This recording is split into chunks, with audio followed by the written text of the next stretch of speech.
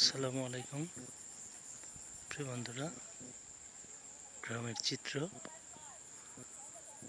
সবুজ ধান ক্ষেত। এবং এটি হচ্ছে আমার গ্রামের চিত্র একেবারে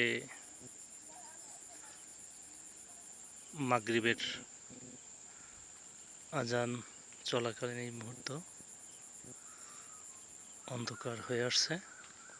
এটি হচ্ছে আমার গ্রাম, অর্থাৎ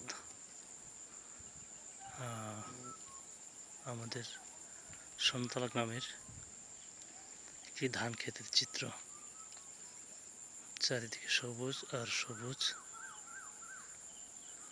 বর্তমান দেশের চলমান পরিস্থিতির উপর নির্ভর করে এই বছর, কয়েক বছর আগে থেকেই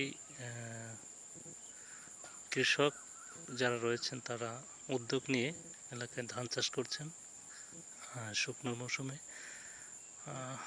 এই শুকনো মৌসুমে আসলে ধান চাষ করতে অনেকটা পরিশ্রম এবং ব্যয়বহুল, তারপরও ফলন ভালো হওয়ায় কৃষকরা ঐক্যবদ্ধভাবে এবং এই চাষাবাদের জন্য এবং শুকনো মৌসুমে ধান চাষের জন্য একত্রিত হয়ে সবাই চাষ করছেন। এবং এই সিজনে যে চাষটা হয় এখানে ভালো একটা ফলন আসে। এভাবে যদি এরকম প্রত্যেকটা গ্রামে এবং ইউনিয়ন বা উপজেলা পর্যায়ে এরকম সবাই চাষ করতে থাকে এবং ফসল ফলাতে সক্ষম হয়, তবে বাংলাদেশ আগামী কয়েক বছরেই সমৃদ্ধশালী একটি দেশ হিসেবে গড়ে উঠবে, এটা আমরা আশা রাখতে পারি। প্রিয় দর্শক, আপনারা সকলে ভালো থাকবেন এবং এরকম যাতে আমরা একটি সুন্দর দেশ গড়ার লক্ষ্যে, সমৃদ্ধশালী একটি বাংলাদেশ গড়ার লক্ষ্যে যদি আমাদের দেশের কৃষকরা একটু পরিশ্রমী এবং এরকম সবসময় ফসল ফলাতে আগ্রহী হয়, তবেই না দেশ আরও সুন্দর হবে, সমৃদ্ধশালী হবে। সেই সাথে ব্যবসায়ী যারা আছে তারা যদি এই ব্যবসায়িক সিন্ডিকেট বন্ধ করে এবং দেশের প্রতি তাদের যদি একটু মায়া থাকে, দয়া থাকে, তাহলেই দেশটা সুন্দর হবে। শুধু কৃষক ফসল ফলালেই